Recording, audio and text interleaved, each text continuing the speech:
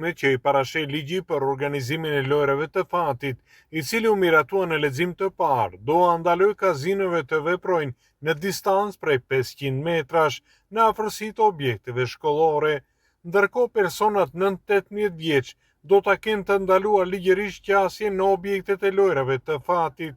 Kjo ka nxitur reagime të shumta. Lëvizja anti-bigjos mbetet skeptik për rezultatin që mund të japë ky ligj, duke nënvizuar se nuk janë përfillur kërkesat e tyre. Edhe pse nuk është kërkesa jonë, se kërkesa jonë vjetë botërisht se ne kemi kërku 3 kilometra nga vendbanime. Po ne jemi për fillon dikundi se tash për tash nuk ka asnjë ligj mbrojtës. Kjo ligji i parë që vjen mbrojtje të qytetarëve.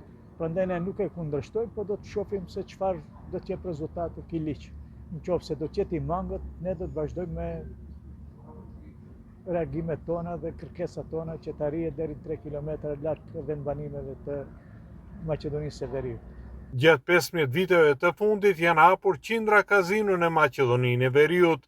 Në qytetin e Tetovës vlerësohet se ka më shumë lokale të lojrave të fatit se sa markete ushqimore.